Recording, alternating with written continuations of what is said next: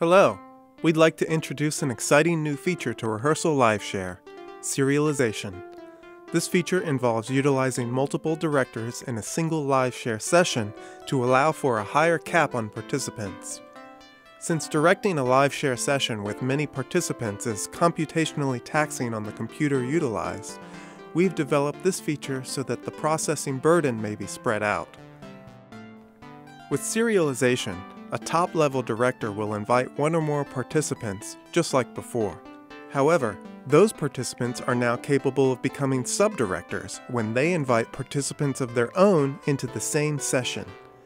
Doing so will establish a three-tier, serialized LiveShare session where the subdirectors hear and perform along with their participants, and the top-level director hears everyone.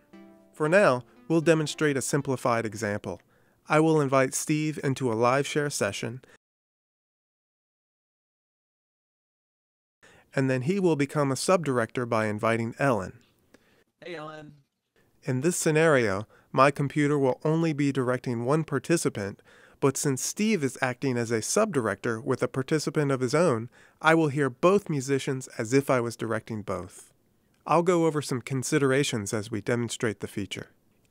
For starters, top-tier directors will only receive the live video feed of subdirectors or participants they themselves invited.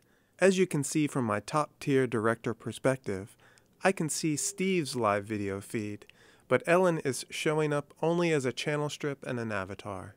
On the other hand, since Steve is subdirecting Ellen, he can see her live video feed.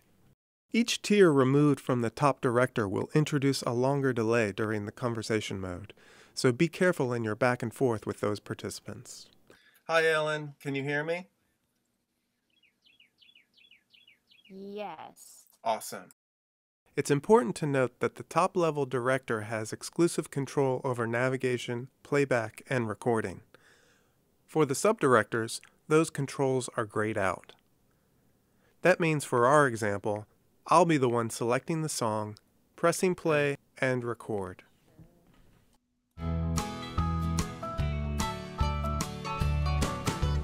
Rock me, mama, like a wagon wheel. Rock me, mama, anyway. The top-level director does not have direct control over the volume of the subdirector's participants. For this reason, I'll ask Steve to turn Ellen up so that I can hear her better. Okay, so Ellen's coming in a little low. Because you're the subdirector, you have control of her volume because she's a participant under you. So would you raise her volume and we'll do that again? Sure. Awesome.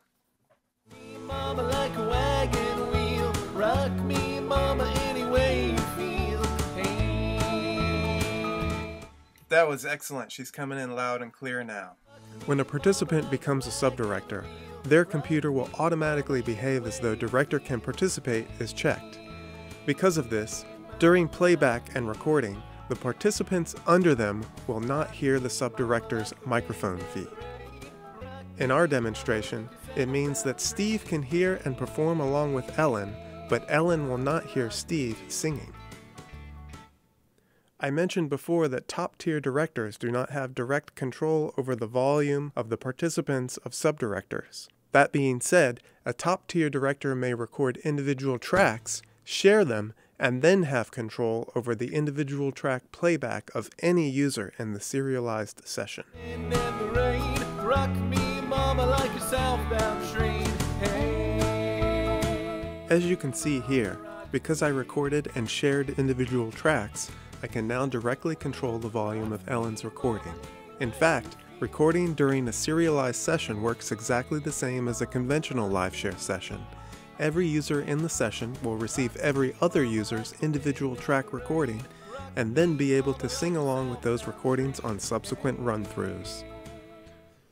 For those that have needed larger LiveShare sessions and have had difficulty procuring the powerful computer equipment required, we believe our new serialization feature is a great way to achieve those higher participant counts. I'm David from Real Time Music Solutions. Thanks for watching.